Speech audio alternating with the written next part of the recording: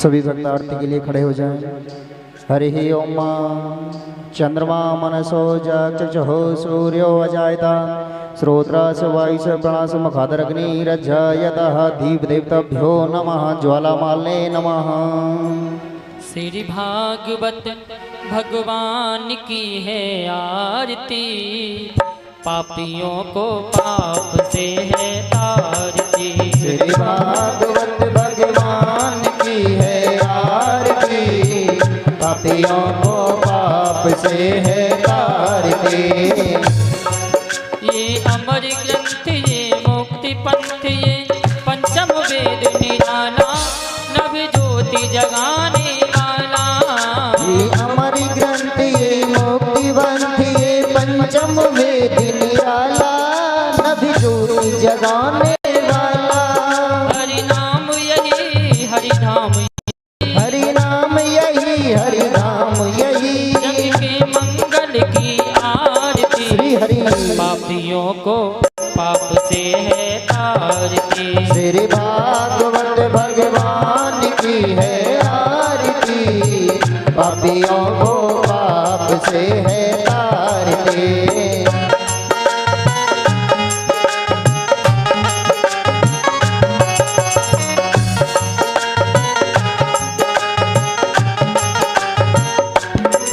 ये शांति गीत पावन पुनीत, पापों को मिटाने वाला, हरि दर्श कराने वाला।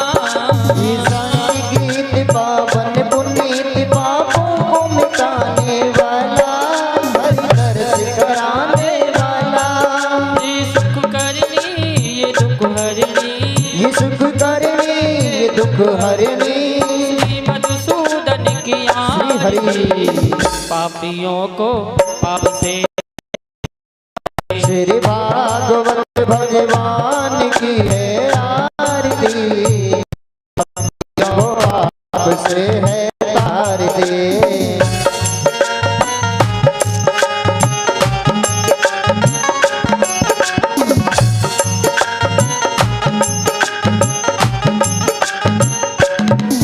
ये मधुरी बोल जगपंथ खोल, सतमार्ग बताने वाला, बिगड़ी को बनाने वाला।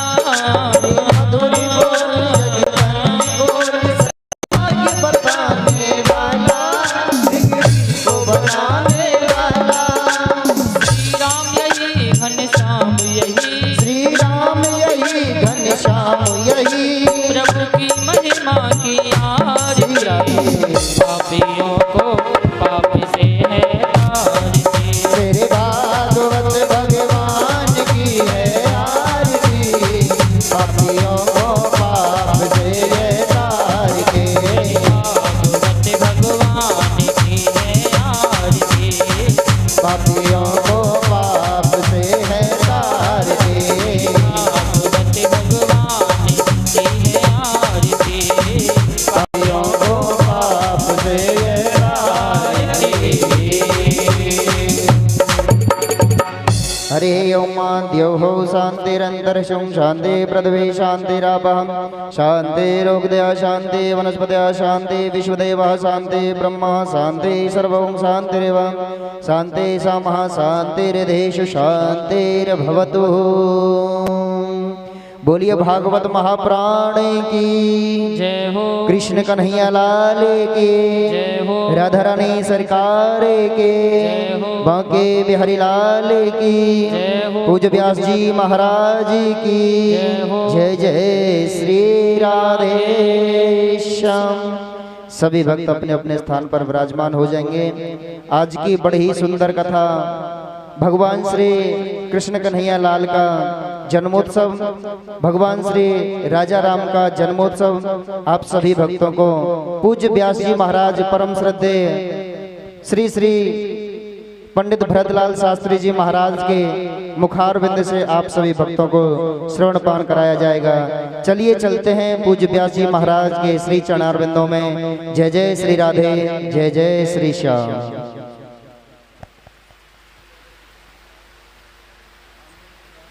जय हो श्री राधे।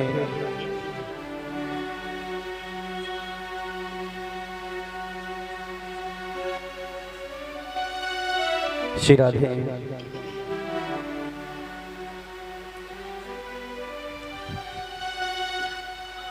स्वस्ति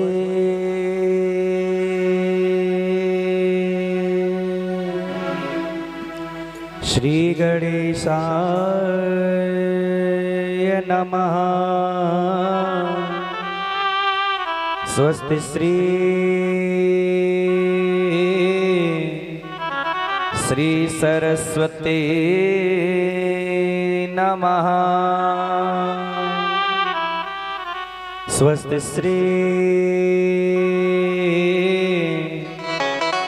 श्री गुरु चरण कमलभ्यो नमः। वक्रतुंड महाकाय सूर्यकोटि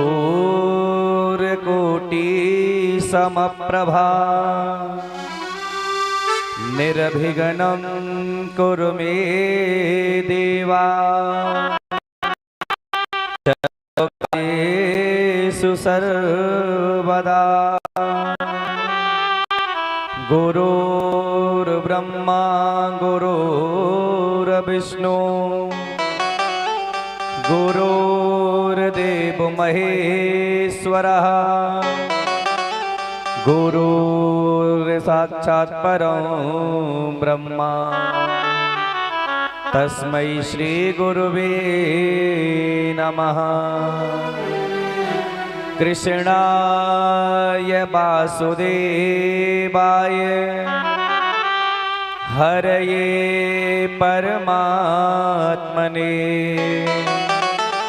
प्रणतः क्लेशनाशाय गोविंदाय नमो नमः। जय जय श्री राधा रमण जय जय नवल किशोर जय गोपी चित चोर प्रभु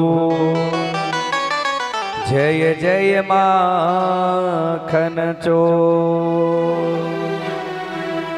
कि बरसाने की राधिका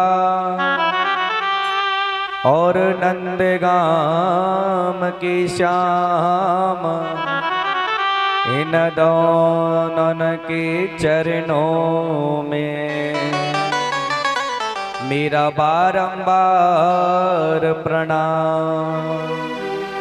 आइए हनुमंत विराजिए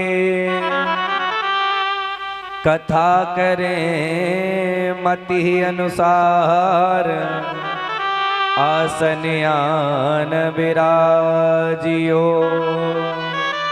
सदा करो कल्याण।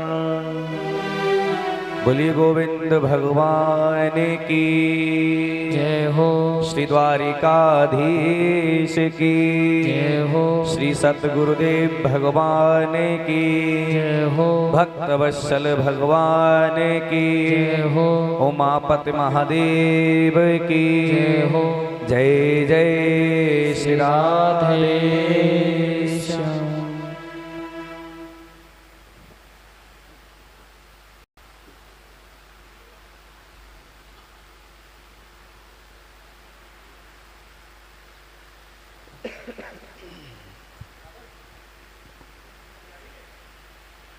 आइए परम मंगलमय परात्पर अखिलेश्वर अकारण करुणा वरुणालय भक्त वांछाल्प कल्पतरु तड़िंदित विनिंदित श्री पीतांबरधारी भगवान श्री बाल कृष्ण की वांग्मयी प्रतिमूर्ति श्रीमद्भागवत महापुराण। श्रीमद्भागवत महापुराण अपने श्री युगल सरकार श्री वृंदावन वासी भगवान श्री बांके बिहारी के चरणों में मेरा कोटि कोटि वंदन कोटि कोटि नमन। और भगवान श्री बांके बिहारी से प्रार्थना के हे प्रभु हे कृपा निधान हे करुणा बरसाने वाले, हम सभी भक्तों पर ऐसे ही कृपा बरसाते रहना और हमारे जीवन में या हमारे समाज में या हमारे संसार में जो अशांति फैली हुई है उस अशांति को दूर करके शांति का वातावरण करें और सुख और शांति से जीवन यापन हम सब करते रहें, ऐसी कृपा करें। दूसरे मेरे परम पूज्य परम आदरणीय मेरे जीवन को सार्थकता देने वाले मेरे परम पूज्य श्री गुरुदेव भगवान श्री श्री 108 बार श्री कृष्णचंद्र ठाकुर जी महाराज,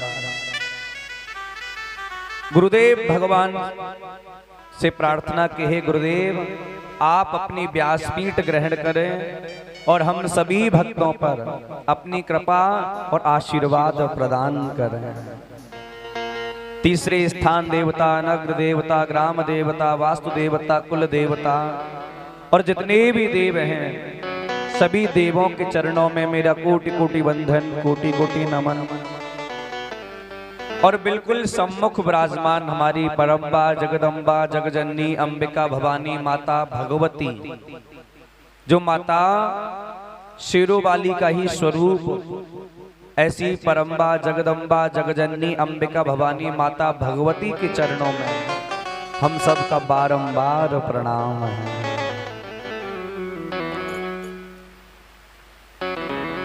और मेरी ओर से और इस भागवत महापुराण की तरफ से मेरे प्यारे प्यारे सभी ब्रजवासी भाइयों की तरफ से आपको और आप सबके हृदय में विराजमान सर्वेश्वर परमात्मा को प्यार भरा सा राधे राधे राधे राधे। और मेरो वृंदावन यूट्यूब चैनल के माध्यम से जो भी भक्त कथा सुन रहे हैं उन सभी भक्तों को प्यार भरा सा राधे राधे।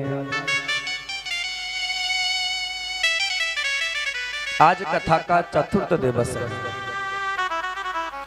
और धीरे धीरे करके ये श्रीमद् भागवत ज्ञान गंगा की प्रबल धारा बहती हुई जा रही।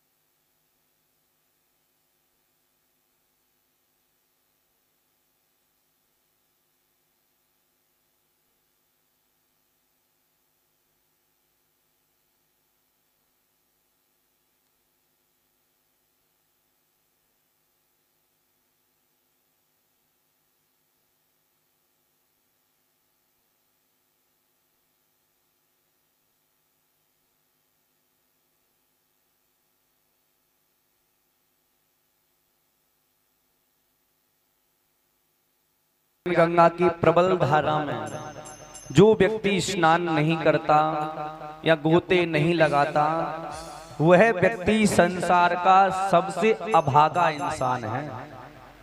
इसलिए एक बार नहीं, दो बार नहीं, जितनी बार ये कथा सुनने को मिले उतनी बार सुननी चाहिए। क्यों? क्योंकि श्रीमद् भागवत कथा सुनने से, श्रीमद् भागवत महापुराण की कथा सुनने से 3 व्यक्तियों का महाकल्याण होता है।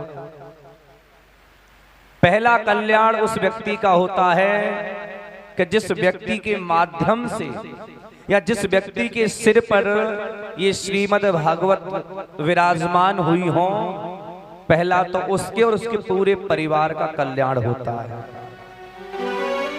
दूसरा कल्याण होता है कि उसी व्यक्ति के माध्यम से कितने भक्तों को कथा सुनने को मिली, उन सभी भक्तों का कल्याण होता है।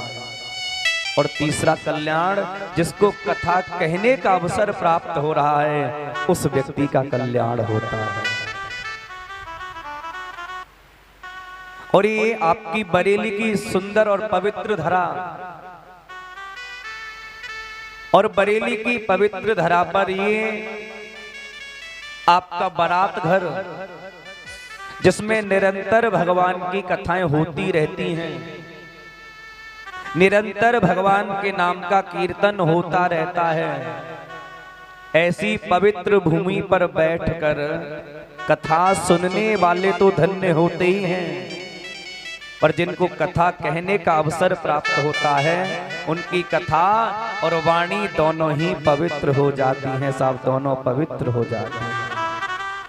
सो आइए कथा में विलंब ना करते हुए, गोविंद भगवान का कीर्तन करते हुए फिर कथा में हम लोग प्रवेश करेंगे। बोलो राधे राधे।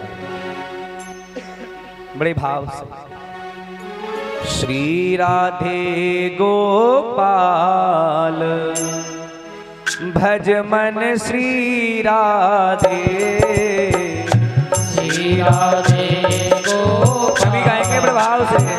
भज मन श्री राधे, राधे श्री राधे गोपाल भज मन श्री राधे, श्री राधे गोपाल भज मन श्री राधे, श्री राधे श्याम राधे, श्री राधे श्याम राधे, श्री राधे बोलो श्याम राधे, श्री राधे बोलो श्याम राधे, राधे श्री राधे गोपाल भज मन श्री राधे, श्री राधे गोपाल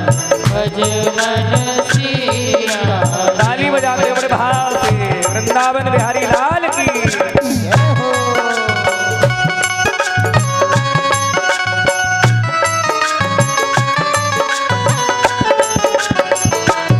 हरि बोल।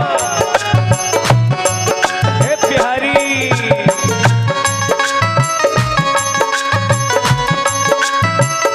राधा रमण लाल की जय हो।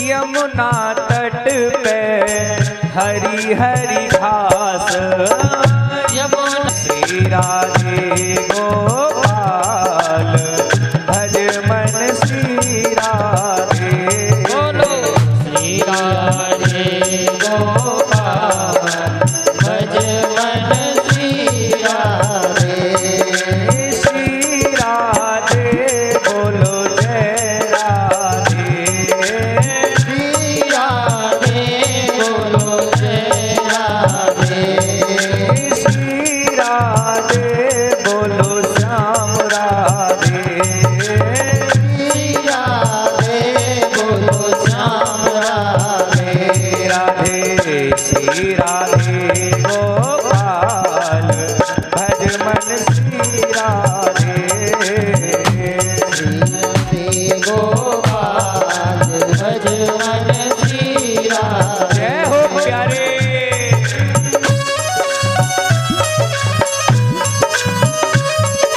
हरि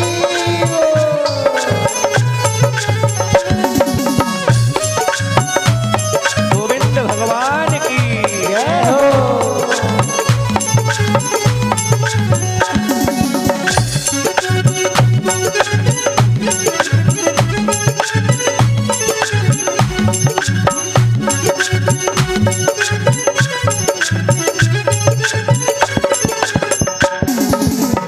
मैया यशोदा दही बिलोवे, मैया यशोदा दही बिलोवे, मैया यशोदा दही बिलोवे, मैया यशोदा दही बिलोवे, और माखन खावे गोपाल भज मन श्री राधे, श्री राधे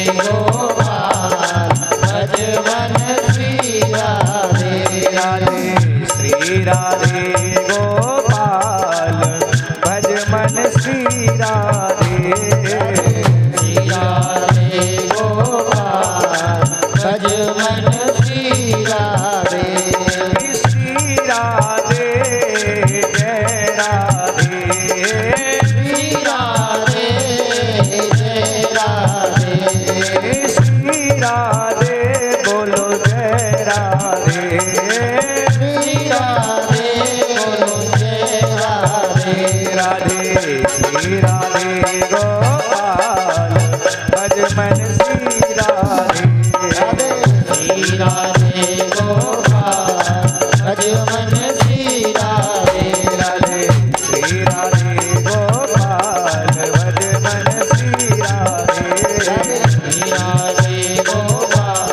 भज मन श्री राधे राधे श्री राधे गोपाल भज मन श्री राधे राधे श्री राधे गोपाल भज मन श्री राधे राधे गोपाल भज मन श्री राधे श्री राधे गोपाल श्री श्यामा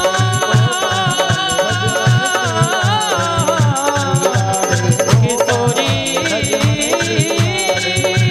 राधे गोपाल लाडली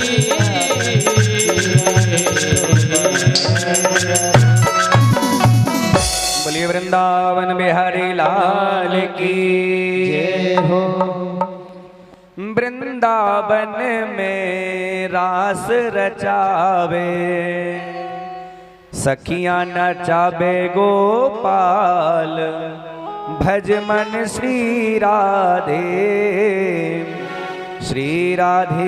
गोपाल भज मन श्री राधे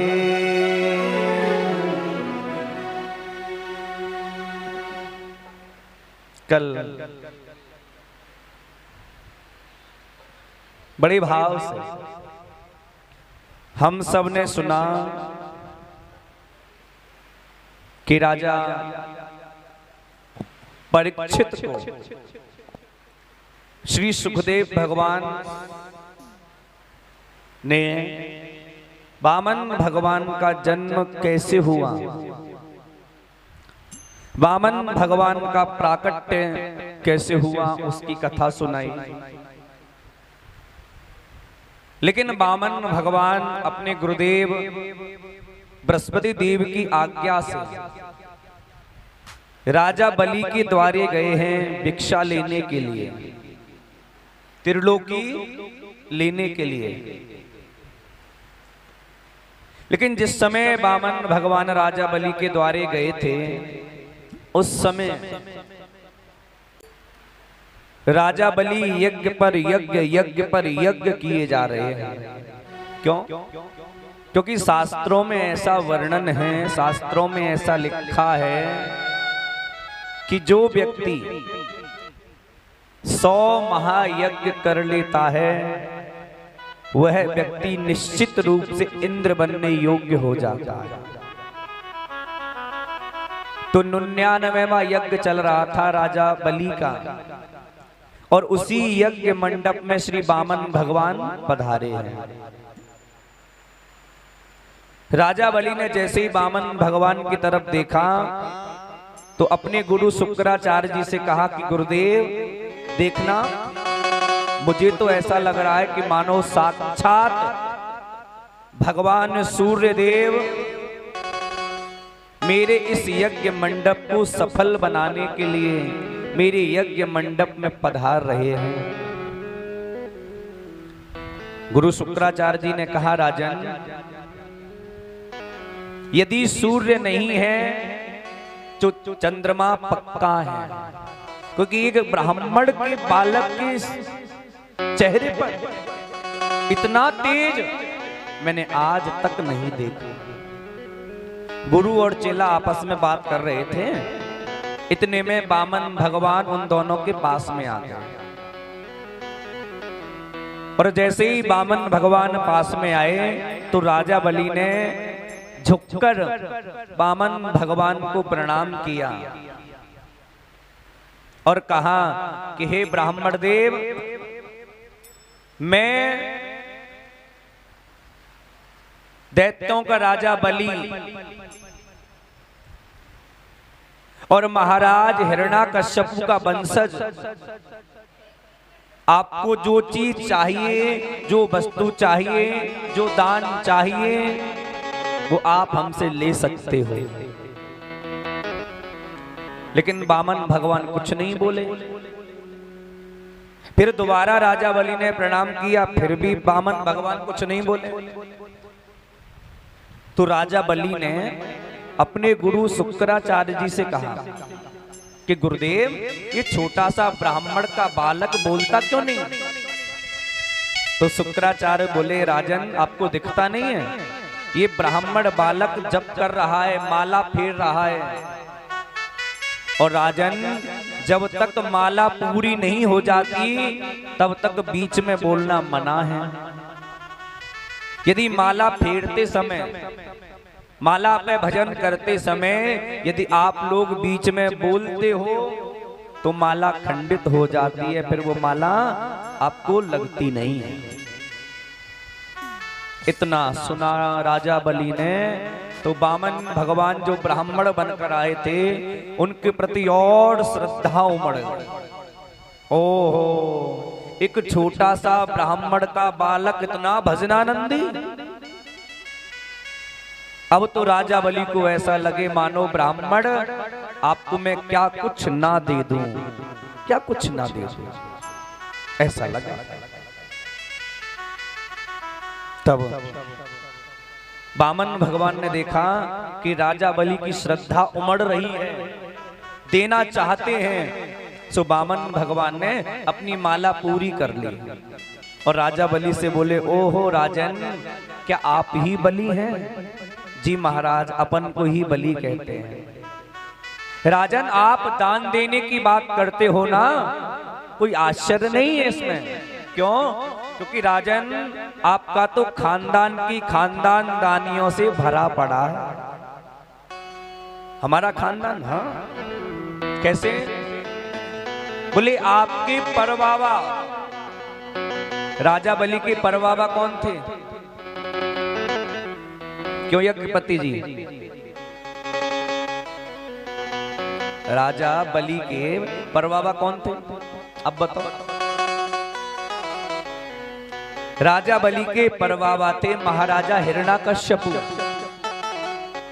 वामन भगवान यही तो कह रहे हैं राजा बलि से कि राजन, आपके परबाबा भी बहुत दानी थे महाराजा हिरण्याकश्यपु। आपके बाबा प्रहलाद तो और भी दानी थे, और आपके पिताश्री विरोचन वो तो और भी बड़े दानी थे। और राजन, जब आप दान देने की बात करते हो ना, तो इसमें कोई आश्चर्य नहीं है। अब राजा ने अपनी पूर्वजों के बारे में सुना वामन भगवान के मुख से, तो राजा बलि की श्रद्धा और उमड़ रही है। कह रहे हैं और बोलो ना, आगे बोलो ना सर। अच्छा एक बात बताओ, कोई संत तुम्हारे घर आ जाए, कोई संत तुम्हारे घर आ जाए और आकर कहे कि हम आपके परबाबा को जानते थे, उनका नाम फलाना था, आपके बाबा का नाम फलाना था, और आपके बाबा ऐसा करते थे, उनके पिताश्री ऐसे थे, तो हमारी जिज्ञासा और बढ़ जाती है। और बताओ ना हमारे पूर्वजों के बारे में, और बताओ ना कैसे रहे हमारे पूर्वज, और बताओ ना गोरे थे, कारे थे, कैसे थे। राजा बलि की श्रद्धा और उमड़ रही है, और उमड़ रही है। राजा बलि कहते हैं, ब्राह्मण, हे वामन, मैं आपको क्या ना दे दूं ऐसा लग रहा है, तुम मांगो तो सही, क्या चाहिए? सो वामन भगवान ने कहा, राजन ज्यादा कुछ नहीं चाहिए, केवल 3 पग भूमि हमें चाहिए। कितनी? 3 पग भूमि। राजा बलि ने कहा, अरे तुम रहे वामन की वामन, तुम पे मांगबो ना आयो? अरे मैं दैत्यों का राजा बलि हूं, मेरे पास अथाह संपत्ति है, और हे ब्राह्मण, बहते समुद्र में से लोटा 2 लोटा जल ले भी लोगे ना तो समुद्र पर कोई फर्क नहीं पड़ने वाला। तुम मेरे द्वारे आए हो, मैंने आपको मांगने के लिए कहा तो आपने 3 पग भूमि मांगी केवल, ज्यादा भी तो ले सकते थे। बोले नहीं राजन, जितनी हमें जरूरत है ना उतनी ही लेते हैं, ज्यादा नहीं लेते। ठीक है तो बताओ कहां से नापू? राजा बलि ने कहा बामन भगवान से, बताओ कहां से नापू? बोले नापू नहीं, मैं नापूंगा अपने पैरों से। राजा बलि ने कहा रे बटुक बामन तो तुम खुद हो और छोटा सा तुम्हारा पांव है, से भी नापोगे तो कितनी नाप लोगे? केवल एक आसन भी सकता है कि पैर से नापी जमीन पर। बस राजन इतनी ही चाहिए, ज्यादा नहीं चाहिए। बामन भगवान ने बात सुनकर बामन भगवान की राजा बलि बोले ठीक है नाप लो। राजा बलि ने कहा नाप लो भगवान से, तो बामन भगवान का देना भी नहीं आता आपको? अरे राजन, जब हम किसी को दान देते हैं ना तो दान देने से पहले संकल्प करते हैं। तुमने संकल्प तो किया ही नहीं, क्यों जी? संकल्प का मतलब जानते हो? है जी? संकल्प का मतलब जानते हो? संकल्प का मतलब है पक्की रजिस्ट्री हो जाना। दान देने के बाद तुम उससे उस दान को वापस नहीं ले सकते, और यदि ले लिया तो आपको घोर से घोर नरक में जाना पड़ेगा। बामन भगवान ने कहा राजन देने से पहले आप संकल्प तो करो। बोली संकल्प क्यों? अरे छोटी सी जमीन के लिए संकल्प क्यों करना? बोले नहीं राजन, हम तो छोटे से छोटा दान हो या बड़े से बड़ा दान हो पहले संकल्प करवाते हैं फिर हम दान लेते हैं। तो बामन भगवान और राजा बलि की बातों को सुन रहे थे। राजा बलि के गुरु शुक्राचार्य जी, शुक्राचार्य जी ने नेत्र बंद करके देखा कि छोटा सा ब्राह्मण का बालक और छोटे से पृथ्वी के दान के लिए संकल्प पर इतना जोर क्यों डाल रहा है। नेत्र बंद करके शुक्राचार्य जी ने देखा तो न बामन है न त्रेपन है, वो तो भगवान विष्णु हैं जो राजा बलि को छलने के लिए आए हैं, छलने के लिए आए थे। नेत्र खोलकर देखा, दौड़ कर गए हैं गुरु शुक्राचार्य अपने शिष्य राजा बलि के पास, हाथ पकड़कर कोने में लेकर गए। कहने लगे राजन मना कर दो इनसे कि हमारी आपकी कोई बात नहीं हुई दान देने की। राजा बलि बोले क्यों? बोले अरे राजन, ये ना बामन है ना त्रेपन है, ये साक्षात भगवान नारायण है। तुम्हें छलने आए हैं और छल लेंगे और चले जाएंगे। मना कर दो इनसे कि हमारी और आपकी कोई बात नहीं हुई दान देने की, आप जाओ यहां से ब्राह्मण देव। इतना सुनकर राजा बलि के नेत्रों में आंसू आ गए हैं। राजा बलि कह रहे हैं कि हे गुरुदेव क्या कह रहे हो आप? अरे आपने ही तो मुझे सिखाया है कि कोई भिक्षुक कोई ब्राह्मण द्वारे पर आवे तो उसको भोजन कराना चाहिए। भोजन नहीं करा सकते हैं तो जल ही पिलाना चाहिए, जल भी नहीं पिला सकते तो मीठा बोलना चाहिए। मेरे पास तो अनंत संपत्ति है, और वैसे भी गुरुदेव मेरे तो दोनों ही हाथों में लड्डू हैं। यदि ये ब्राह्मण है तो ब्राह्मण जितना बोलता है ना उतना ही लेता है, ज्यादा नहीं लेता। और यदि ये भगवान है तो मैं छाती ठोककर दुनिया वालों से कह सकता हूं कि हे दुनिया वालों, तुम जिस भगवान के मंदिर जाते हो ना झोली भरवाने के लिए, भीख मांगने के लिए, आज वही मंदिर का भगवान इस राजा बलि के द्वारे पर आया है। 3 पग भूमि दान लेने के लिए नहीं कर सकता। राजा बलि चले गए और संकल्प करने लगे वामन भगवान के लिए। आपने वो देखा गंगा सागर देखा है? राजस्थान में उसको बोलते हैं रामझारा।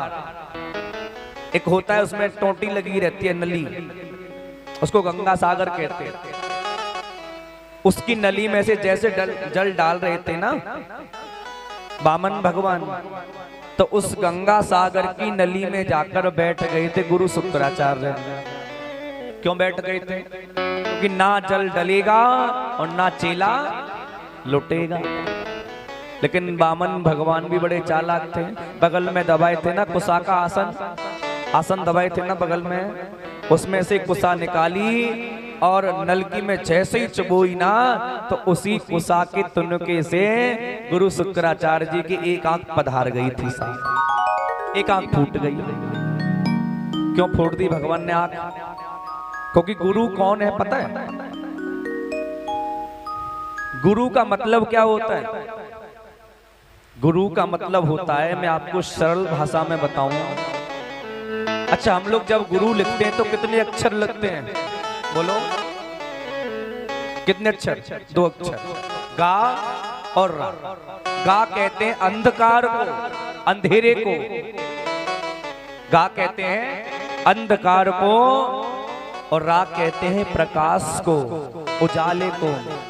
जो व्यक्ति हमें अंधेरे, अज्ञानता के अंधेरे से खींचकर ज्ञान के उजाले में डाल दे, वही गुरु होता है। उसको ही गुरु कहते हैं, उसे गुरु कहते हैं। शुक्राचार्य चले गए, राजा बलि को श्राप देके गए, राजन तेरी वजह से मेरा नेत्र फूटा, जा तेरा संपत्ति सब छिन जाए तुमसे। इतना कह के चले गए शुक्राचार्य जी। राजा बलि ने कहा नाप लीजिए प्रभु वामन भगवान से। तो भगवान ने अपना विराट रूप धारण किया और 2 ही पैरों में, 2 पगों में वामन भगवान ने अपनी त्रिलोकी को नाप लिया है। और सुनो, जब वामन भगवान का पैर ब्रह्मलोक में गया ना, ब्रह्मा जी के लोक में, तो ब्रह्मा जी ने क्या किया? वामन भगवान के पैर को धोया और उस जल को कमंडल में रख लिया। वही जल आगे चलकर श्रीमती गंगा कहलाई है। 2 ही पैरों में त्रिलोकी को नाप लिया।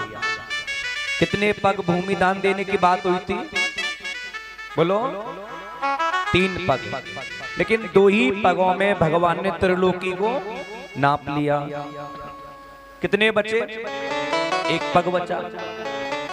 वामन भगवान ने राजा बलि से कहा, बलि तुमने 3 पग भूमि दान देने का संकल्प कर लिया था और मैंने 2 ही पगों में त्रिलोकी को नाप लिया। अब तीसरा चरण कहां रखूं? मुझे बताओ। इतना सुनकर राजा बलि के नेत्रों में आंसू आए। राजा बलि कहने लगे, प्रभु एक बात बताओ, धन बड़ा होता है कि धन का मालिक? धन बड़ा होता है कि धन का मालिक? तो भगवान ने कहा, अरे राजन, धन से कई गुना बड़ा तो धन का मालिक होता है। राजा बलि ने कहा, प्रभु आपने मेरी त्रिलोकी को तो नापा है, अभी धन का मालिक तो बकाया है। बोले क्या मतलब? बोले अपना तीसरा चरण उठाओ और मेरे सिर पे रख दो। जैसे ही वामन भगवान ने राजा बलि के सिर पर अपना तीसरा चरण रखा, तो भगवान के नेत्रों में आंसू आ गए। भगवान कहने लगे, अरे वाह रे बलि वाह, आया था मैं तुझे छलने के लिए, आया था मैं तुझे लूटने के लिए, पर बलि तूने तो मुझे ही छल लिया, तूने तो मुझे ही लूट लिया। मांग तुझे क्या चाहिए? आज जो मांगोगे ना बलि, हम वही तुम्हें प्रदान करेंगे। राजा बलि ने कहा, क्या मांगू प्रभु?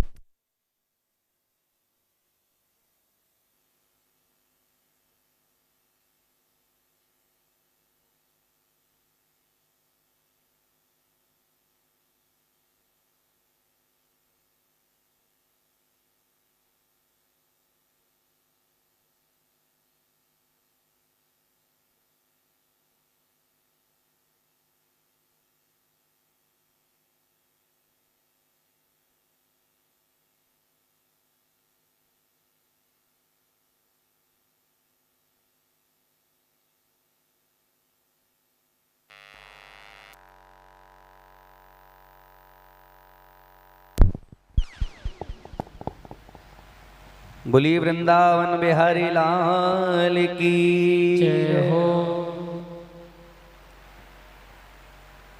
राजा बलि ने कहा मुझे कुछ चाहिए नहीं, बस इतना कर दीजिए प्रभु कि जब भी मैं अपने महल से बाहर जाऊं और जब भी मैं अपने महल में अंदर आऊं तो बाहर जाने से पहले और अंदर आने से पहले दोनों ही परिस्थिति में मैं आपका दर्शन करूं गेट पर, दरवाजे पर।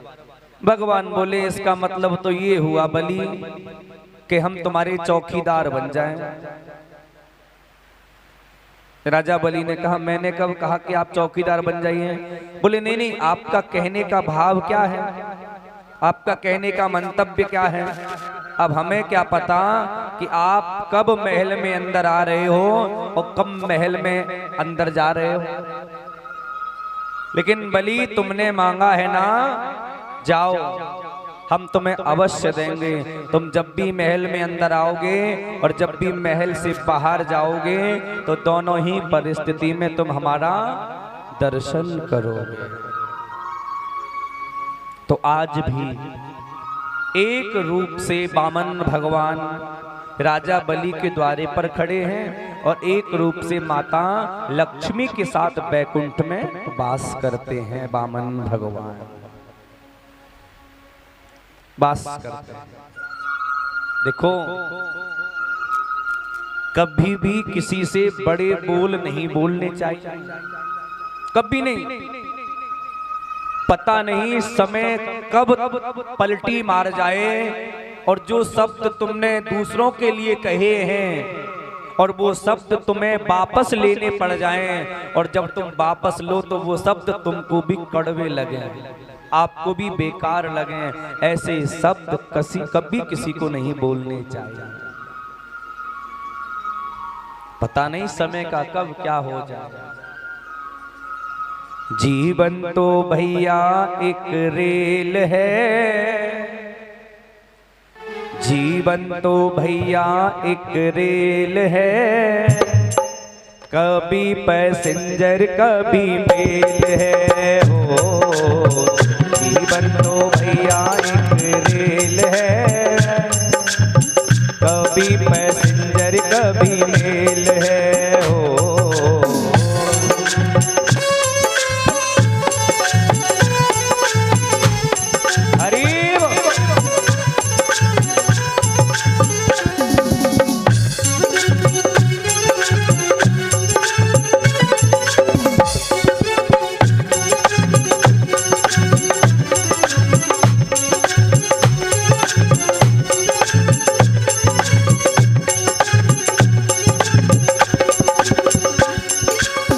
सुख दुख की पटरी पे दौड़ लगाती है, सुख दुख की पटरी पे दौड़ लगाती है, मंजिल तक हमको ये पहुंचाती है। सुख दुख की पटरी पे दौड़ लगाती है, मंजिल तक हमको ये पहुंचाती है। जब तक सांसों का इसमें तेल है, कभी पैसेंजर कभी मेल है। जीवन तो भैया एक रेल है, कभी पैसेंजर कभी मेल है। हो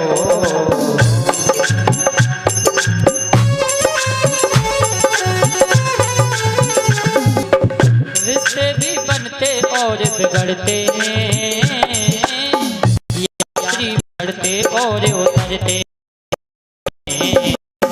रिश्ते भी बनते और बिगड़ते हैं, यात्री चढ़ते और उतरते हैं। क्यों? ताता के सिग्नल का ये खेल, कभी पैसेंजर कभी मेल है। जीवन तो भैया एक रेल है, कभी पैसेंजर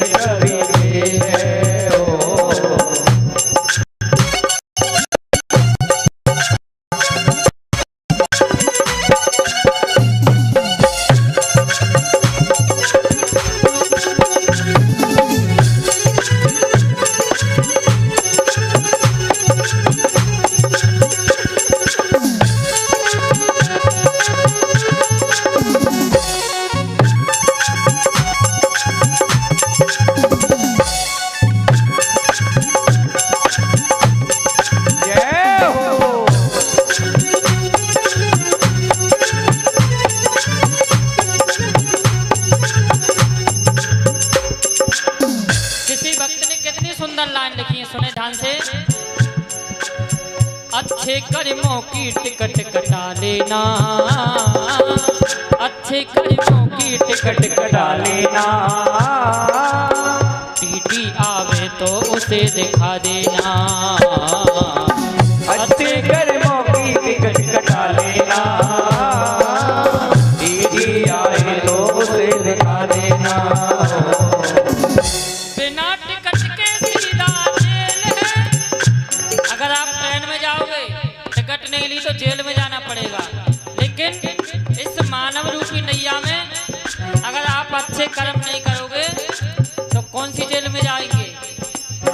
यमदूतों से होगा अपना मेल है, कभी पैसेंजर कभी मेल है, जीवन तो भैया एक रेल है, कभी पैसेंजर कभी मेल है, जीवन तो भैया एक रेल है, कभी पैसेंजर कभी मेल है, जीवन तो भैया एक रेल है, कभी पैसेंजर कभी मेल है, कभी पैसेंजर कभी मेल है, कभी पैसेंजर कभी मेल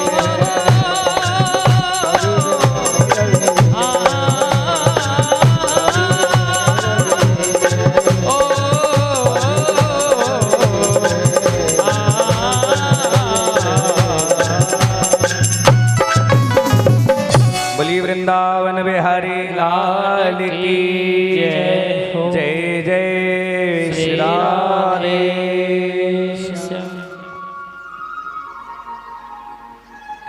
श्री सुखदेव भगवान राजा परीक्षित से कहते हैं, राजन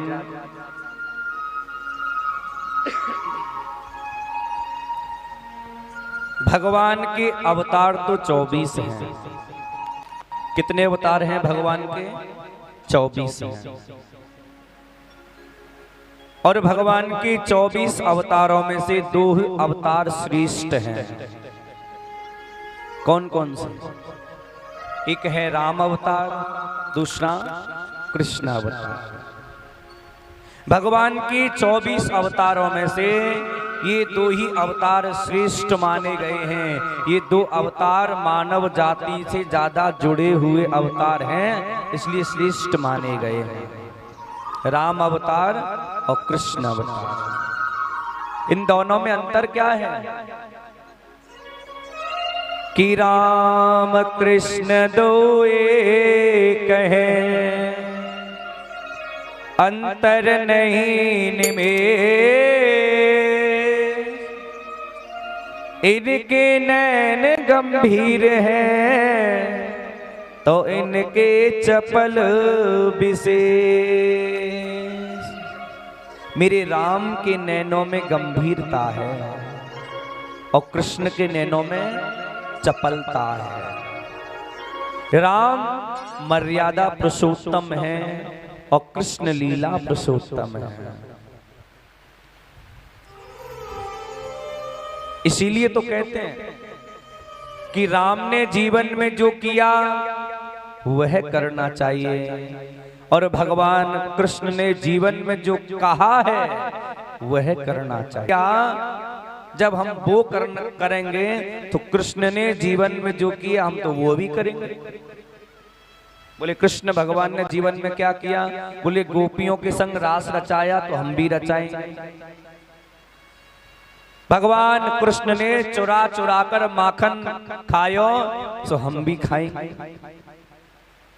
भगवान कृष्ण ने गोपियों के वस्त्र चुराए हम भी चुराएंगे। जब राम ने जीवन में जो किया हम वह कर सकते हैं तो कृष्ण ने जीवन में किया हम तो वह भी करेंगे। मैंने कहा कर लो भैया, लेकिन ध्यान देना भगवान कृष्ण ने रास ही थोड़ी रचाया था। भगवान कृष्ण ने चुरा चुरा कर माखन ही थोड़ी खाया था। भगवान कृष्ण ने गोपियों के कपड़े ही थोड़ी चुराए थे। भगवान कृष्ण ने तो और भी काम तो किए थे। 7 दिन के कन्हैया ने पूतना को मार दिया था। अब मैं ये नहीं कहता कि तुम पूतना मार दो, तुम कोई चेटा चेटी मार के दिखा दो 7 दिन आके। 5 वर्ष की ठाकुर जी ने गोकुल में लग गई थी दाव अग्नि, आग लग गई बड़ी भयानक। तो 5 वर्ष के कन्हैया ने पूरी गोकुल की अग्नि को अपने मुंह में रख लिया था। एक बेटे को अपने माता पिता के प्रति भाव रखना चाहिए और एक पति को अपनी पत्नी के प्रति कैसा समर्पण का भाव रखना चाहिए, कैसा समर्पण रखना चाहिए, ऐसा भाव मन में सोचना चाहिए। लेकिन अच्छा एक बात बताओ, भगवान राम ने जिस पवित्र वंश में जन्म लिया उस वंश का क्या नाम है? बोलो। रघुवंश। अच्छा और बताओ। सूर्यवंश। अरे रघुवंश तो तब हुआ जब इसी सूर्यवंश में एक राजा हुए जिनका नाम हुआ था रघु। उनकी कीर्ति इतनी फैली सूर्यवंश रघुवंश के नाम से जाना जाने लगा था। लेकिन भगवान ने जन्म जिस पवित्र वंश में लिया उस वंश का नाम है सूर्यवंश। और भगवान कृष्ण ने से वंश में जन्म लिया हैं जी? राठौर वंश में, चंद्रवंश में। क्या बात! चंद्रवंश में श्री ठाकुर जी पधारे हैं। देखो समय मिले तो घर में भागवत भी पढ़ा करो, समय मिले अपने घर में श्री रामचरित्र मानस का पाठ किया कर। क्यों? क्योंकि ऐसी कोई समस्या जीवन की नहीं है, ऐसी कोई परेशानी जीवन की नहीं है, ऐसा कोई संकट जीवन का नहीं है जिसका हल रामचरित्र मानस में नहीं हो। प्रत्येक दुखों का निवारण है श्री राम कथा में, लेकिन पढ़ने वाला चाहिए, पढ़ने वाला चाहिए। आपको एक बात बताएं, एक नवयुवक जोड़ा था, अभी अभी शादी हुई थी। शादी होने के बाद वो जा रहे थे टिकट कटवाकर घूमने के लिए, तो रेलवे स्टेशन पर बैठे हुए थे। एक चेयर पर, एक कुर्सी पर दोनों पति पत्नी नवयुवक जोड़ा बैठे हुए थे। उनकी बगल में एक और चेयर थी।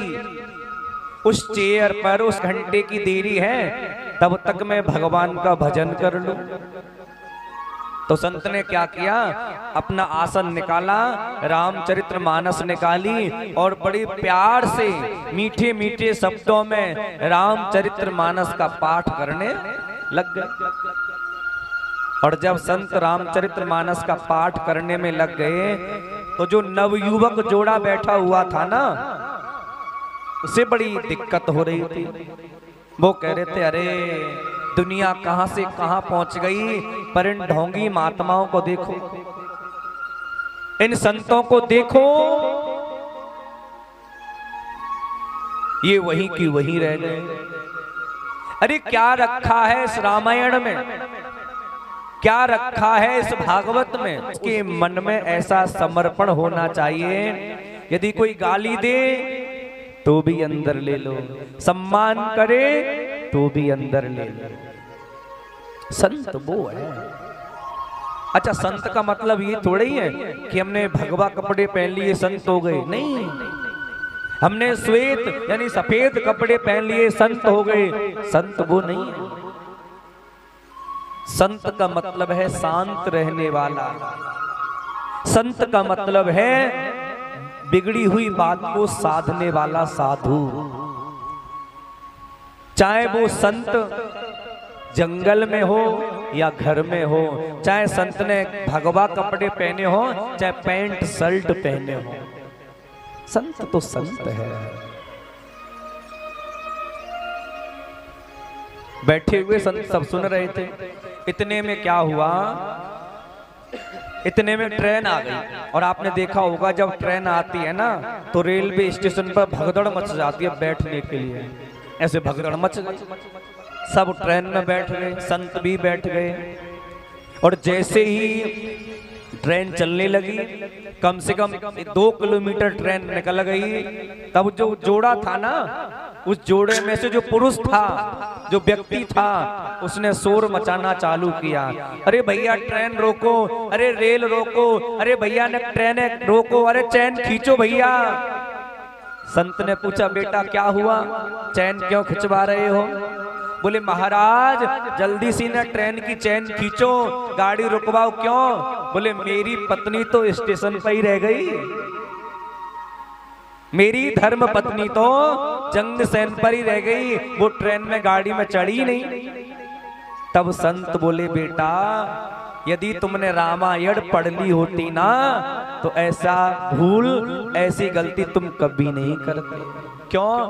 क्योंकि भगवान राम माता सीता और लक्ष्मण के साथ जब वन जा रहे थे ना, तो गंगा नदी के किनारे जब आए, केवट ने जब पार उतारा तो भगवान राम ने सबसे पहले माता सीता को बिठाया था, फिर खुद बैठे थे। यदि रामायण पढ़ ली होती तो तुम नहीं, पहले आप अपनी पत्नी को बिठाते तब तुम चढ़ते। तो कहने का भाव इतना है, कहने का अभिप्राय इतना है कि रामचरित्र मानस में ऐसा कोई दुख नहीं है, ऐसा कोई संकट नहीं है, ऐसी कोई परेशानी नहीं है जिसका हल रामचरित्र मानस में ना हो, सब में। लेकिन श्रद्धा से, भाव से पढ़नी चाहिए, सत्संग करना चाहिए संतों के संग। पर हम लोग क्या करते हैं? सत्संग थोड़ी करते हैं, हम तो लठ संग करते हैं, लठ संग करते हैं। क्यों? इतना सुनकर सुखदेव भगवान से राजा परीक्षित बोले प्रभु मुझे राम कथा सुनाई, मैं राम कथा सुनना चाहता हूं आपकी श्री मुख से। सुखदेव भगवान कहते हैं राजन राम कथा इतनी विचित्र है, राम कथा इतनी अद्भुत है, यदि मेरा मन एकाग्रचित हो गया और जो कृष्ण कथा तुम सुनना चाहते हो उससे वंचित हो जाओगे, सुन नहीं पाओगे। क्यों? क्योंकि राम कथा का एक एक पात्र, राम कथा का एक एक व्यक्ति का चरित्र इतना महान है, इतना अद्भुत है कि एक व्यक्ति के चरित्र पर कहना प्रारंभ कर देना तो जीवन गुजर जाएगा, पर उस व्यक्ति का चरित्र पूरा नहीं हो सकता। और तुम तो कृष्ण कथा सुनना चाहते हो ना, लेकिन राजन तुमने राम कथा अपनी नानी से सुनी होगी, तुमने राम कथा दादी से सुनी होगी। मैं तुम्हें राम कथा सुनाऊंगा पर विस्तार से नहीं, सूक्ष्म रूप में। देखो श्रीमद् भागवत महापुराण में राम कथा विस्तार से नहीं है, केवल सूक्ष्म रूप में 1.5 अध्याय में है। लेकिन हमारे गुरुजी पता है क्या कहते हैं? हमारे गुरुदेव कहते हैं बेटा राम कथा में कहने और सुनने जैसा कुछ है ही नहीं। मैंने कहा क्या मतलब? बोले हाँ। बोले कैसे? बोले एक राम, एक रामन्ना, एक क्षत्रिय, एक बामन्ना, बाने बाकी सिया चुराई, बाने बाकी लंक जराई, और खामा खा की बातन्ना, और तुलसी लिख गो पोतन्ना। हाँ? कोई बात ही नहीं। लेकिन फिर भी मैं तुमको राम कथा सुनाऊंगा बेटा, राम कथा। तब श्री सुखदेव भगवान राजा परीक्षित को राम कथा सुना रहे हैं। राम कहानी सुनो रे राम कहानी, राम कहानी सुनो रे राम कहानी।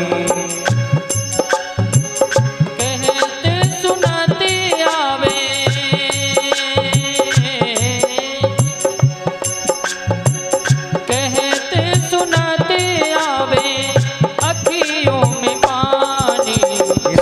कहानी सुनो रे राम कहानी, राम कहानी सुनो रे राम कहानी। और सभी गाएंगे बोलो श्री राम जय जय राम, श्री राम जय जय राम, बोलो श्री राम जय राम, श्री राम जय राम जय राम। बोलो श्री राम जय राम, श्री राम जय राम।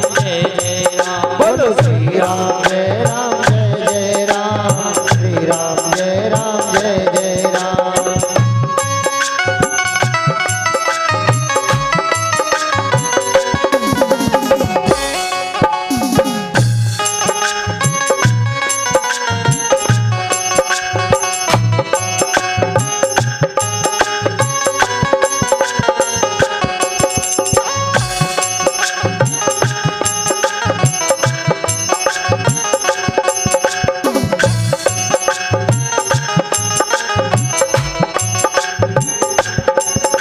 दशरथ के राज दुलारे, कौशल्या के प्राणन प्यारे।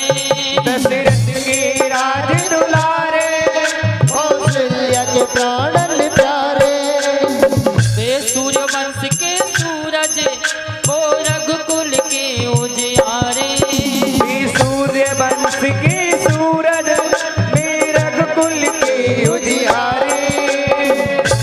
प्रभु नयन बोले मधुबरी वाणी, राम कहानी सुनो रे राम कहानी, राम कहानी सुनो रे राम कहानी। बोलो श्री राम जय राम, ताली बजाते हुए श्री राम जय राम राम। बोलो श्री राम जय राम, श्री राम जय राम।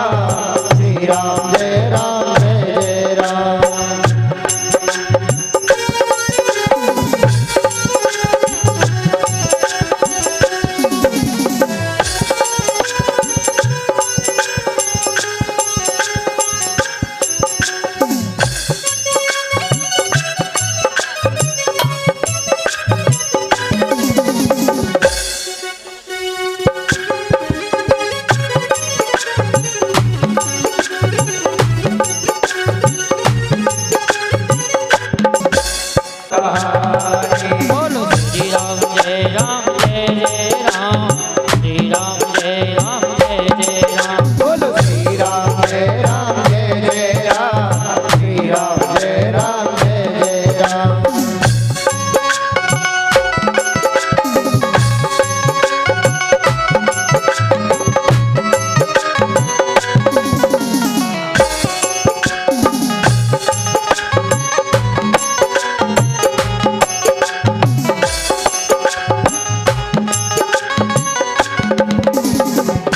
धर के ले आए सीता हर के,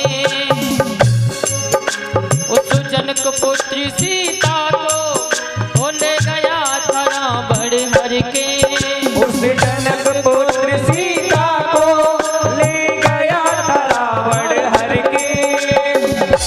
बड़ा दुख पाए राजा राम जी की रानी, राम कहानी सुनो रे राम कहानी, राम कहानी सुनो रे राम कहानी, राम कहानी सुनो रे राम कहानी। बोलो श्री राम जय राम, श्री राम जय राम। बोलो श्री राम जय राम, श्री राम जय राम। बोलो श्री राम जय राम, श्री राम जय राम। बोलो श्री राम जय राम, श्री राम जय राम। बोलो श्री राम जय राम, श्री राम जय राम। बोलो श्री राम जय राम, श्री राम जय राम। श्री राम जय राम,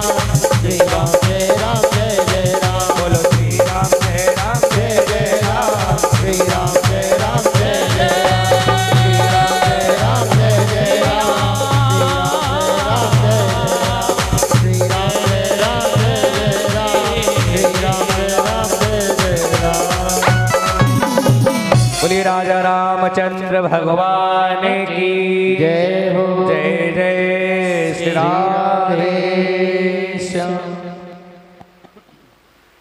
अब श्री सुत जी महाराज शौनक आदि ऋषियों को कथा सुना रहे हैं। इधर श्री सुखदेव भगवान सुखताल में राजा परीक्षित को कथा सुना रहे हैं।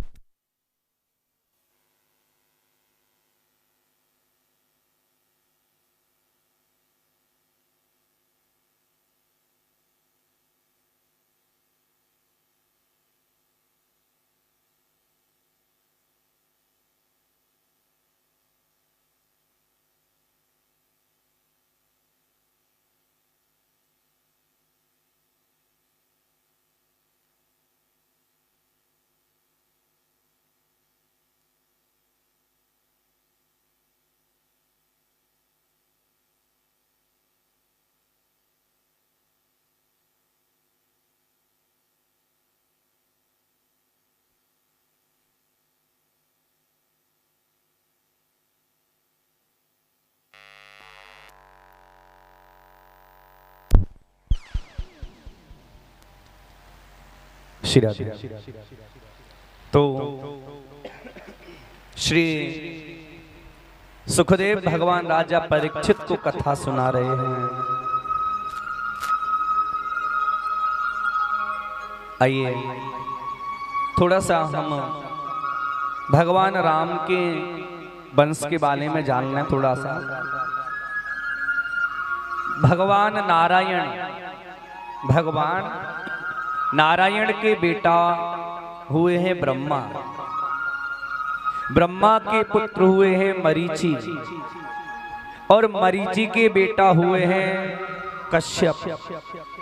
इन्हीं कश्यप भगवान की 13 पत्नी, 13 पत्नियों में से सबसे बड़ी जो पत्नी थी उनका नाम था माता अदिति। माता अदिति के जब देवता पैदा हुए तो उनके एक बेटा हुआ जिनका नाम हुआ सूर्य। सूर्य का एक और नाम है वैवस्वान। वैवस्वान के द्वारा जो बेटा पैदा हुआ उसका नाम हुआ वैवस्वत मनु। और वैवस्वत मनु के द्वारा एक बेटा पैदा हुआ जिसका नाम हुआ सर्याति। सर्याति राजा के केवल एक कन्या ही कन्या थी, बेटा कोई नहीं था। तो सर्याति राजा एक दिन अपनी पूरी प्रजा, अपनी रानी, अपनी पुत्री सबको लेकर जंगल विहार करने गए थे। और एक बट वृक्ष के नीचे उनकी बेटी, सर्याति राजा की बेटी का नाम था सुकन्या। सुकन्या ने एक मिट्टी का ढेर देखा। ऐसा लग रहा था मानो दीमक लगी है किसी पर, और वास्तविक दीमक लगी हुई थी। वो एक ऋषि थे जिनका नाम था च्यवन ऋषि। च्यवन ऋषि के शरीर पर दीमक लग चुकी थी, बस आंखों के सामने 2 गड्ढे थे। और सुकन्या ने बाल चपलता बस च्यवन ऋषि के दोनों नेत्रों को फोड़ दिया। च्यवन ऋषि एकदम क्रोधित हो गए, एकदम क्रोध में भर गए और राजा सर्याति से कहने लगे, राजन हम तुम्हारी प्रजा सहित तुम सबको भस्म कर देंगे। सर्याति राजा डर गए और ना चाहते हुए भी सर्याति राजा ने अपनी बेटी सुकन्या का विवाह च्यवन नाम के ऋषि से कर दिया। अश्वनी कुमार आए हैं, उन दोनों ने च्यवन ऋषि के नेत्रों को ठीक किया है। इसी वंश में एक राजा हुए हैं जिनका नाम नभग हुआ है। नभग राजा के नाभाग हुए हैं और नाभाग राजा के ही वंश में अम्बरीश हुए। अम्बरीशम महाभागस्यामी, कौन नहीं जानता राजा अम्बरीश को। पूरी पृथ्वी के राजा हैं अम्बरीश। पूरी पृथ्वी के राजा अम्बरीश हैं। लेकिन मन में जरा सा भी घमंड नहीं है, लेकिन मन में जरा सा भी अभिमान नहीं है। और हम लोगों के पास 2-4 लाख रुपए आ जाए, एक आध फ्लैट बन जाए, 2-4 मोटर गाड़ियां आ जाए और बढ़िया बढ़िया कपड़े पहन लें, महंगे महंगे पर्स हाथ में ले लें, हैं, महंगी सी घड़ी पहन ले हाथ में, तो मन में घमंड आ जाता है, केवल मैं और कोई नहीं है। और ये मैं ही भगवान को बड़ी बुरी लगती है। ये मैं कभी नहीं करना चाहिए। मैं यानी घमंड। आपको पता होगा भगवान शंकर ने अपने ससुर दक्ष प्रजापति का सिर काट दिया था ना। क्या फिर जब जोड़ा तो किसका सिर लगाया था? हाँ जी, बकरे का सिर लगाया था ना। क्यों लगाया? क्योंकि बकरा होता है अभिमान का प्रतीक।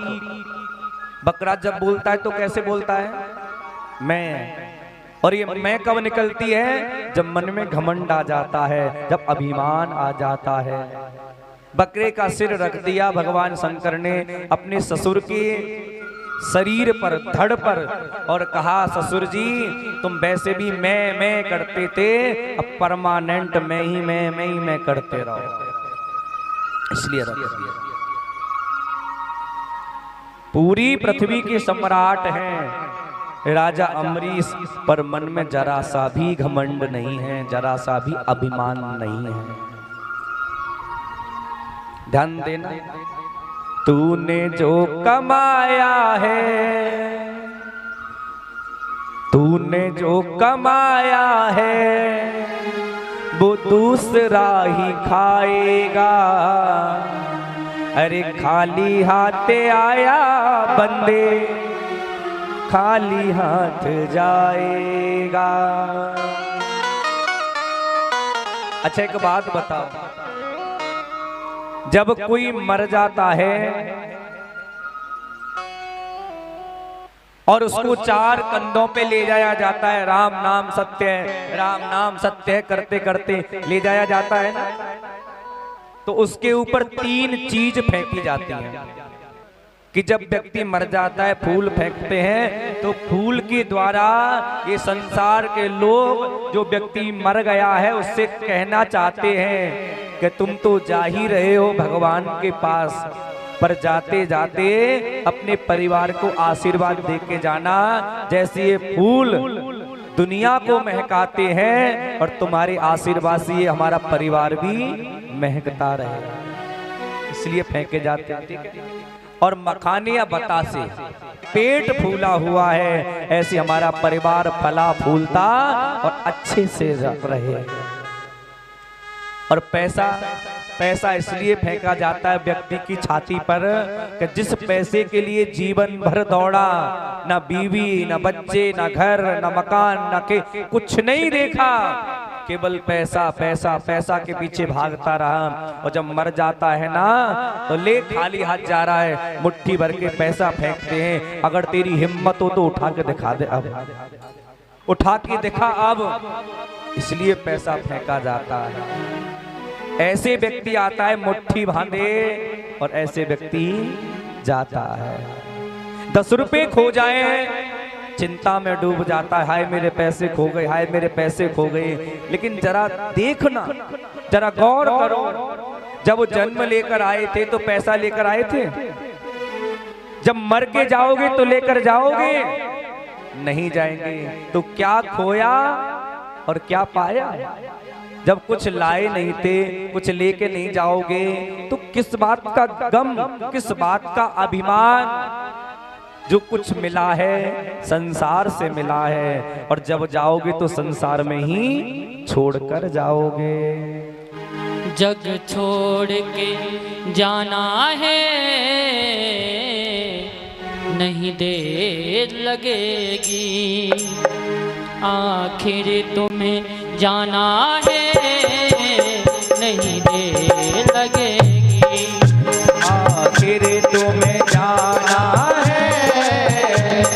नहीं देर लगेगी। जग छोड़ के जाना है नहीं देर लगेगी।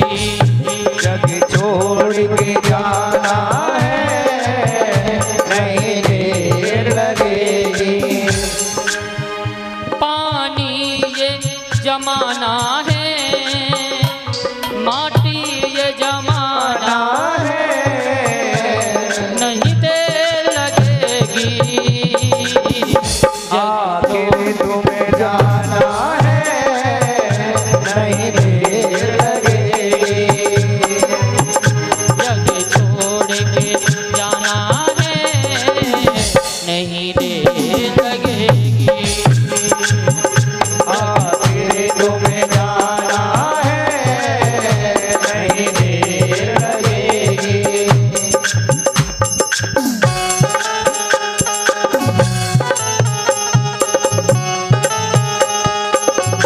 जय हो प्यारे, ताली बजाते हो बड़े भाव।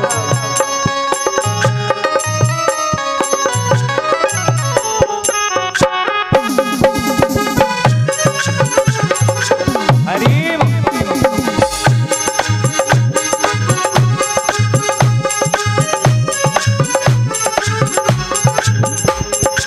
अब भक्त कहता है ईश्वर का भजन कर ले, ईश्वर का भजन कर ले, जीवन को चमन कर ले। प्रभु नाम ओ प्रभु नाम को गाना है नहीं देर लगेगी। आखिर तुम्हें जाना है नहीं देर लगेगी। आखिर तुम्हें जाना है नहीं देर लगेगी। आखिर तुम्हें जाना है नहीं देर लगेगी।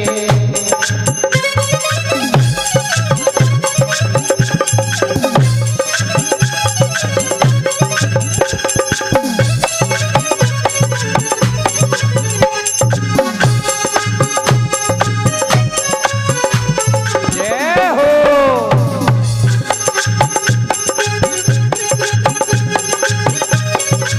हरी ये रथ घोड़े हाथी, ये रथ घोड़े हाथी वो मतलब के सब साथी। मतलब वो मतलब का जमाना है नहीं देर लगेगी। आखिर तुम्हें जाना है जरा देर लगेगी। जग छोड़ के जाना है जरा देर लगेगी।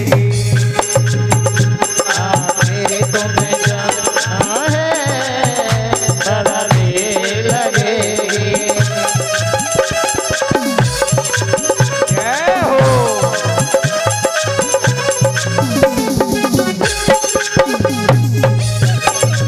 हरि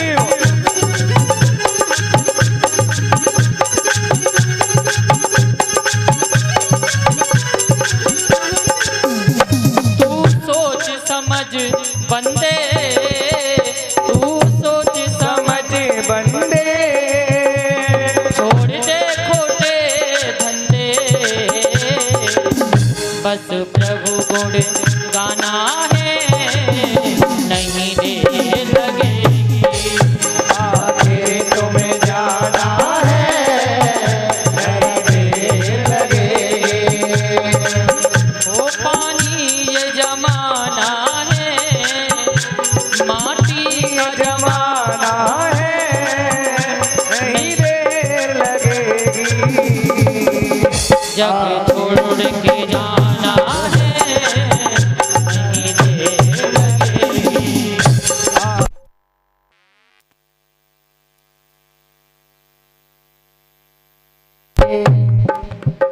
आखिर तुम्हें जाना है जरा देर लगेगी।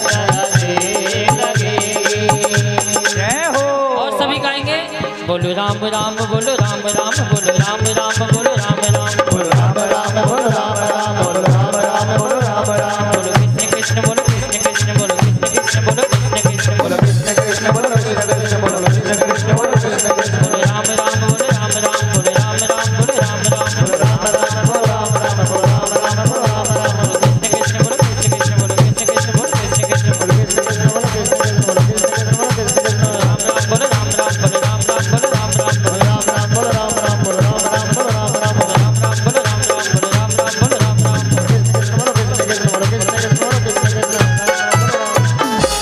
बोलिए राजा रामचंद्र भगवान की जय हो।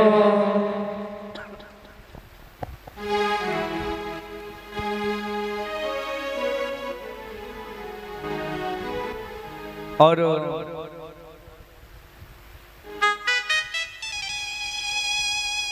इसी वंश में आगे चलकर एक राजा हुए जिनका नाम युवनाश हुआ। देखो, युवनाश राजा के कोई भी संतान नहीं थी, निसंतान थे युवनाश राजा। देखो, चंद्रवंश और सूर्यवंश की विशेषता रही है। सूर्यवंश में अधिकतर राजाओं ने महायज्ञ करे हैं, पुत्र कामेष्टि यज्ञ करे हैं, तब जाकर संतान पैदा हुई। और चंद्रवंश में अधिकतर शादियों में झगड़े हुए, लड़ाई हुई, तब जाकर शादी हुई। तो युवनाश जो राजा हैं, उन्होंने पुत्र कामेष्टि यज्ञ करवाया। संतों ने एक लोटे के जल को अभिमंत्र किया और युवनाश राजा से कहा कि राजन, ये लोटे का जल लो, अपनी रानी को पिला देना, और इसी जल के पीने से हे राजन, तुम्हारे घर में एक सुंदर सा बेटा जन्म लेकर आ जाएगा। तो युवनाश राजा जो थे, वो लोटे के जल को लेकर गए महल में। अंदर जाकर देखा तो महारानी गहरी नींद में सो रही थी। महारानी गहरी नींद में सो रही है। राजा ने सोचा कि अभी तो महारानी सो गई, सवेरे जैसे ही उठेंगी तो ये जल पिला दूंगा। राजा ने जल रख दिया, राजा भी सो गए। लेकिन भगवान की गति कुछ अलग है, भगवान की लीला ही कुछ न्यारी है। उसी रात्रि को अचानक राजा को बड़ी भयानक प्यास लगी। उसे कुछ दिखाई नहीं दिया। जो अभिमंत्र लोटे का जल था ना, जिसे रानी पीती, रानी के बेटा होता, उस जल को राजा ने खुद ने पी लिया था, खुद पी। प्रातः काल हुआ, संतों से कहा, बाबा आपने जो जल दिया था ना, जिसे रानी पीती बेटा पैदा होता, उसे तो मैंने ही पी लिया, उसका कोई साइड इफेक्ट तो नहीं होगा? बोले राजन, ज्यादा तो कुछ नहीं होगा, पर रानी पीती तो रानी के बेटा होता, लेकिन राजन अब आपने पी लिया है ना, तो आपके ही बेटा पैदा होगा। राजा के मन में थोड़ी गिलानी आ गई, मेरे बेटा। हाँ, अब समय आया, समय आने पर राजा के पेट को काटा गया, उसमें से बच्चे को निकाला गया। अब देखो, बच्चे का जन्म तो हो गया, समस्या दूसरी आ गई। अब बच्चा दूध किसका पिएगा? तो ऊपर से उतर कर आए हैं इंद्रदेव और अपनी कन की उंगली बच्चे के मुंह में दी है। और इंद्रदेव ने कहा, आज से जब तक ये बच्चा बड़ा नहीं हो जाता, तब तक यह बच्चा मेरा दुग्ध पान करेगा। इसलिए उस बच्चे का नाम पड़ा है मानधाता। मानधाता, मानधाता बच्चे का नाम पड़ा। मानधाता के मुचकुंद, प्रबंधक, त्रसंकु राजा हरिश्चंद्र हुए। कौन नहीं जानता राजा हरिश्चंद्र को, जिन्होंने केवल और केवल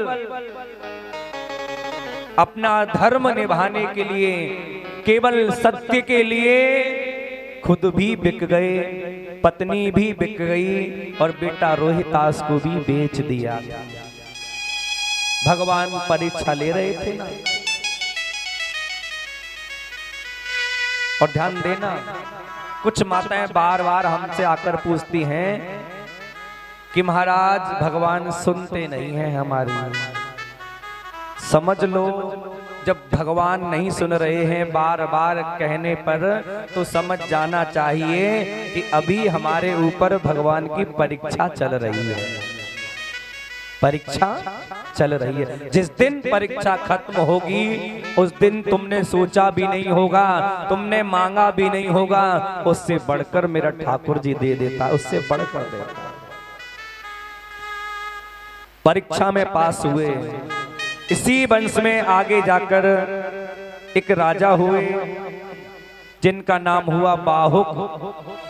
बाहुक राजा के 7 पत्नियां, 7 में थे, एक पे बालक नहीं। 7 पत्नियां, एक भी बच्चा नहीं। पुत्र कामेष्टि यज्ञ करवाया तो बड़ी रानी के गर्भ में बालक आया। बड़ी जो रानी थी उसके गर्भ में बालक आया तो अन्य रानियों ने मिलकर ईर्ष्या बस बड़ी रानी को गर दे दिया। गर यानी जहर दे दिया। जहर दे दिया क्यों? क्योंकि इसके संतान हो जाएगी तो राजा हमसे नहीं फिर इससे प्रेम करेगा। तो ईर्ष्या बस, जलन बस बड़ी रानी को जहर दे दिया। लेकिन जाको राखे साइया मार सके ना कोई, बाल न बांका कर सके चाहे जो जगवैरी होए। मेरे ठाकुर जी ने बाहुक राजा की बड़ी रानी के गर्भ में पल रहे बच्चे को कुछ नहीं होने दिया, बल्कि जब उस बच्चे ने जन्म लिया तो गर यानी जहर, गर जो था ना वो बच्चे के सिर पे रखा हुआ आया। तो गर के सहित जन्मा, इसलिए उस बच्चे का नाम सगर पड़ गया था। सगर। सगर राजा के 2 पत्नी हुई हैं, 2 पत्नी, सुमति और केसनी। केसनी ने एक बेटे को जन्म दिया जिसका नाम है असमंजस। केसनी ने एक बेटे को जन्म दिया जिसका नाम असमंजस है। और सुमति ने एक मांस पिंड को जन्म दिया। सुमति को जब पता चला कि मेरे मांस पिंड पैदा हुआ है तो उस मांस पिंड को सुमति ने इतनी तीव्र गति से फेंका, इतनी तीव्र गति से फेंका कि उस मांस पिंड के 60,000 टुकड़े हो गए थे। वशिष्ठ ऋषि ने मंत्र शक्तियों द्वारा उन 60,000 मांस के टुकड़ों को 60,000 बेटे बना दिया। और बाहुक राजा ने अश्वमेध यज्ञ किया और यज्ञ का जो घोड़ा होता है उसको छोड़ा गया और घोड़े के माथे पर साफ साफ अक्षरों में लिखा था कि ये बाहुक राजा के अश्वमेध यज्ञ का घोड़ा है और जो इसको पकड़ेगा उसे बाहुक राजा के 60,000 बच्चों से युद्ध करना पड़ेगा, लिखा हुआ। उस घोड़े को चुरा कर ले गए थे इंद्रदेव। इंद्रदेव ले गए और इंद्रदेव ने वह घोड़ा, भगवान सागर कहते हैं ना, आज ये सागर के बेटों ने खोदा था इसलिए सागर कहते हैं इसको। फिर भी घोड़ा नहीं मिला। कपिल मुनि के आश्रम में जाकर देखा तो घोड़ा बंधा हुआ है, घोड़ा बंधा हुआ है। और कपिल मुनि घोड़े से थोड़ी दूरी पर नेत्र बंद करके भगवान का ध्यान कर रहे हैं। सागर के 60,000 बच्चे बोले, अच्छा ये ढोंगी बाबा हमारे घोड़े को चुरा लाया है और हमें देखकर नेत्र बंद करके बैठ गया। अरे ये चोर है, इसको मारो, इसको मारो। तो कपिल मुनि को मारने के लिए बाहुक राजा, सागर राजा के 60,000 बेटे एक साथ दौड़े और जैसे दौड़े तो आवाज हुई, और उसी आवाज को सुनकर कपिल मुनि के नेत्र खुले। और जैसे ही कपिल मुनि के नेत्र खुले तो कपिल मुनि की दृष्टि सगर राजा के 60,000 बच्चों पर गई, और सगर राजा के 60,000 बच्चे जलकर भस्म हो गए, भस्म हो गए, राख का ढेर बन गए 60,000 सगर के बेटा। कपिल मुनि की दृष्टि पड़ते ही सगर राजा की एक और पत्नी है जिसका नाम केशनी है। उसने एक बेटे को जन्म दिया था जिसका नाम है असमंजस। असमंजस ने कपिल मुनि को प्रसन्न कर दिया, खुश कर दिया। कपिल मुनि खुश हो गए तो सगर राजा से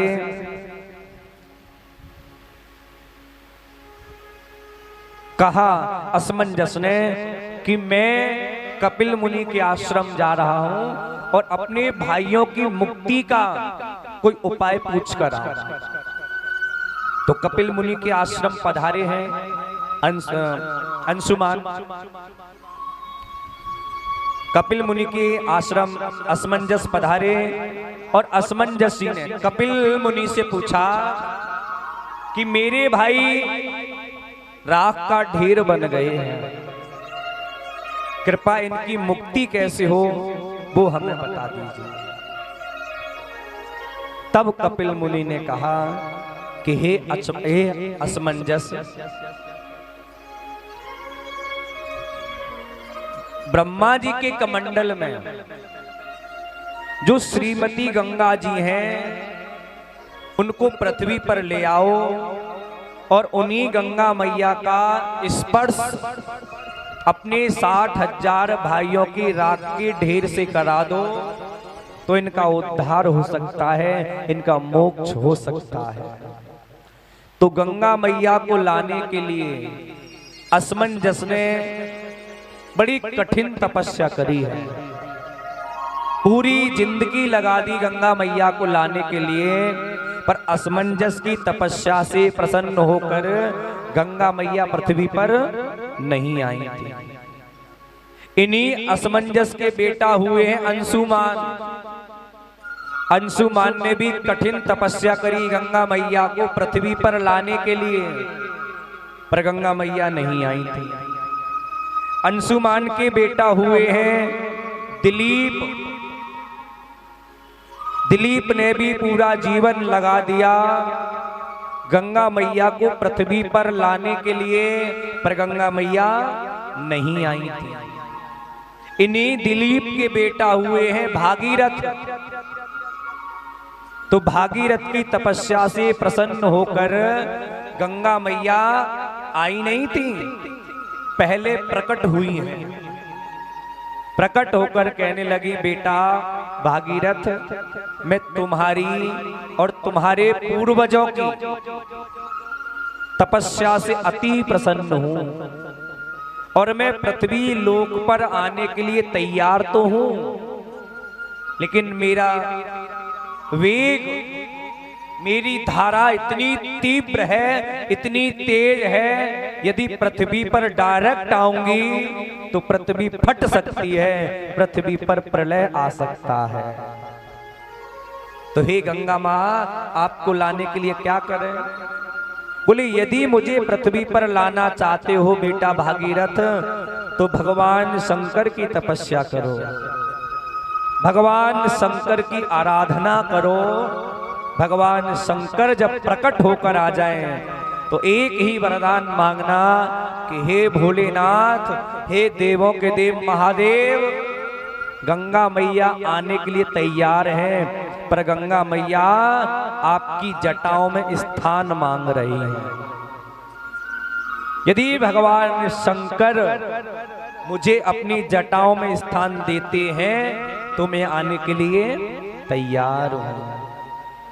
फिर भगवान शंकर को मनाया गया और भगवान शंकर जब मान गए तब गंगा मैया ब्रह्मा जी के कमंडल से निकलकर पहले ध्रुव लोक गिरी हैं, फिर सप्तऋषि मंडल गिरी हैं, फिर सप्तऋषि मंडल से निकलकर सीधी भगवान शंकर की जटाओं में आई हैं और भगवान शंकर की जटा से निकलकर गंगा मैया सुमेरु पर्वत पर आई हैं और सुमेरु से गंगा मैया हिमालय पर्वत पर गिरी हैं और हिमालय पर्वत से गंगा मैया ने निकलना प्रारंभ किया है, निकली है।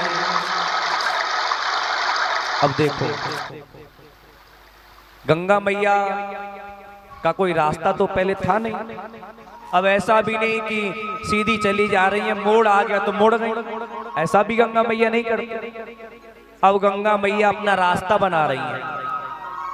गंगा मैया के रास्ते में जितने गांव, जितने नगर, जितने शहर, जितने घर, जितने बाग बगीचा पड़ गए, सबको अपने अंदर लेती गई गंगा मैया और चली जा रही हैं, चली जा रही हैं, चली जा रही हैं। भागीरथ आगे आगे, गंगा मैया पीछे पीछे। अब आगे बैठे हुए थे एक संत जिनका नाम है जहानु ऋषि। जहानु ऋषि के आश्रम को गंगा मैया की धारा ने उड़ा दिया, एकदम बहा दिया। जहानु ऋषि को गुस्सा आ गया। जहानु ऋषि बोले, अच्छा या गंगा की इतनी हिम्मत, यानी मेरे आश्रम को बहा दिया, अभी बताता हूं। ऐसे करके ऊख बनाई जहानु ऋषि ने और एक ही श्वास में पूरी गंगा को पी गई, एक श्वास में पी गई। भागीरथ ने पीछे मुड़ के देखा तो गंगा मैया गायब। अरे अभी तो गंगा मेरे पीछे पीछे आ रही थी, अब कहाँ गई? जहानु ऋषि से पूछा, गंगा जी कहाँ है? देखी है? बोले देखी है। बोले कहाँ है? बोले प्यास लग रही थी सो पी ली। भागीरथ बोले, महाराज अरे जिस गंगा को लाने के लिए मेरे पूर्वजों ने पूरा जीवन गुजार दिया तपस्या करते करते, गंगा मैया नहीं आई, पर आज आई तो आपने पी ली, कृपा करो। मेरे पूर्वज पड़े हैं राख का ढेर बनकर, उनकी मुक्ति करवानी है, उनका मोक्ष कराना है, उनका उद्धार कराना है। तब जहानु ऋषि ने सोचा कि यदि मैं मुंह के द्वारा निकालूंगा तो गंगा मैया हो जाएगी झूठी, और झूठी गंगा पर किसी का उद्धार नहीं कर सकती। इसलिए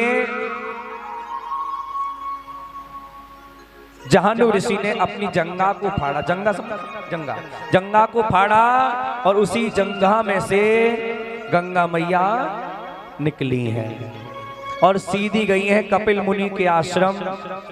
सगर के 60,000 बेटों की राख का ढेर का स्पर्श किया और सीधी गंगा सागर में जाकर मिल गई हैं मां गंगा। अब देखो गंगा मैया के नाम कितने हैं। भगवान विष्णु के चरणों से निकली है ना गंगा मैया।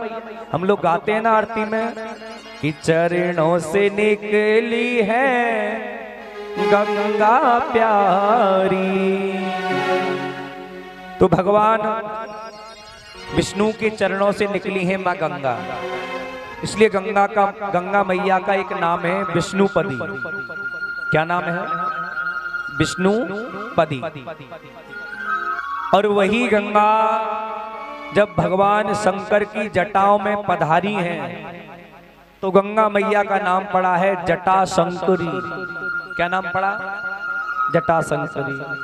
और भागीरथ लेकर आए, इसलिए गंगा मैया का नाम भागीरथी पड़ गया है। और आगे चलकर जहानु ऋषि पी गए, फिर निकाल दी, इसलिए गंगा मैया का नाम पड़ा है जहानुमती। क्या नाम पड़ा? जहानुमती। और गंगा मैया ने सगर राजा के 60,000 बच्चों का उद्धार कराया, इसलिए मोक्षदायिनी भी गंगा मैया का नाम है। और गंगा तो नाम है ही है मां गंगा का। बोलो गंगा मैया की जय हो। गंगा मैया ऐसे ऐसे आई हैं, इसी वंश में आगे जाकर एक राजा हुए जिनका नाम हुआ खटवांग। खटवांग राजा के बेटा हुए दीर्घबाहु, और दीर्घबाहु राजा के वंश में हुए अज, और इन्हीं अज महाराज के बेटा हुए राजा दशरथ, और इन्हीं दशरथ राजा की 3 रानियां हैं। दशरथ राजा की कितनी है? 3। कौन कौन सी हैं?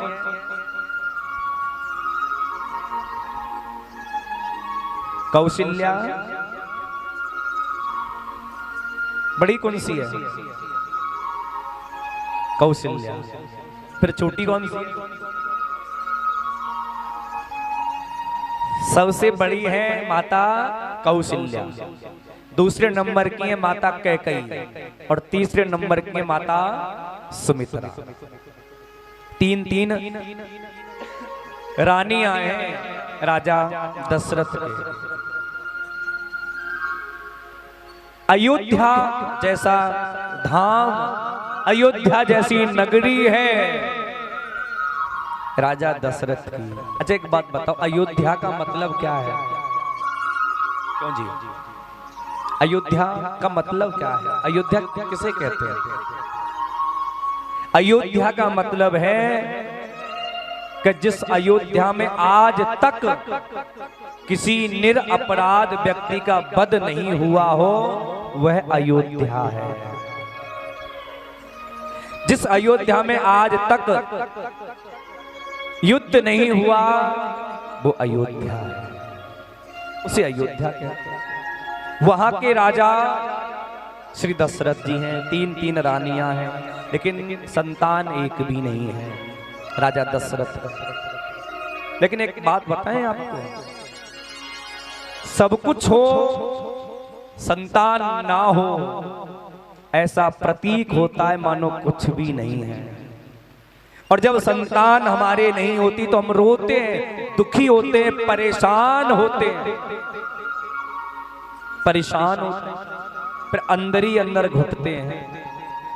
लेकिन एक बात मैं आपको बताऊं, यदि आपके मन में ज्यादा दुख है, आपके मन में ज्यादा परेशानी है, आप ज्यादा ही संकटों में घिरे हुए हो, तो अपना दुख कभी संसार के व्यक्तियों को नहीं बताना चाहिए। तो क्या करें, घुट घुट के मर जाएं? नहीं, अपना दुख कभी संसार के व्यक्ति को नहीं बताना चाहिए। क्यों? क्योंकि संसार के व्यक्ति बड़े विचित्र हैं। संसार के व्यक्ति बड़े विचित्र हैं और झूठे के आंसू लगाकर तुमसे तुम्हारे दुख को पूछ जाएंगे, और ताली बजा बजा कर और हंस हंस कर उसी दुख को बाजार में उड़ा देंगे, बाजार में उड़ा देंगे उसी दुख को। इसलिए संसार के व्यक्तियों को अपना दुख कभी नहीं बताना चाहिए। एक बात बड़े ध्यान से सुनना, एक स्वान था, एक स्वान था। स्वान समझते हो? स्वान जानते हो किसे कहते हैं? स्वान का मतलब है कुत्ता। एक स्वान था और वह स्वान रेलवे स्टेशन पर एक ट्रेन यानी रेल के नीचे बैठा हुआ था। स्वान यानी कुत्ता एक ट्रेन के नीचे बैठा हुआ। अब संयोग बड़ा विचित्र हुआ। स्वान ने मन में विचार किया कि मैंने बहुत आराम कर लिया, अब मुझे चलना चाहिए। जैसे ही स्वान खड़ा हुआ और चलने लगा, संयोग था ना, जैसे ही स्वान चलने को हुआ वैसे ट्रेन भी चलने को हो गई। जैसे ही स्वान चल रहा है ट्रेन भी चल रही है। अब स्वान के मन में अब ये ऐसा हो गया कि इतनी लंबी ट्रेन को मैं खींच रहा हूं। संयोग था ना बड़ा विचित्र। जैसे स्वान चलने लगा वैसे ट्रेन भी चलने लगी। अब स्वान के मन में आ गया कि इतनी लंबी ट्रेन को मैं चला रहा हूं। एक और संयोग बड़ा विचित्र हुआ। स्वान ने अपनी स्पीड बढ़ाई और ट्रेन ने अपनी स्पीड बढ़ा दी। अब तो स्वान के मन में पक्का विश्वास हो गया कि इतनी लंबी ट्रेन को मैं खींच रहा हूं। स्वान ने सोचा इतनी लंबी ट्रेन को खींचना कोई हंसी खेल थोड़ी, थक गया हूं, थोड़ा विश्राम कर लेता हूं, थोड़ा आराम कर लेता हूं और ट्रेन को बाद में खींचूंगा।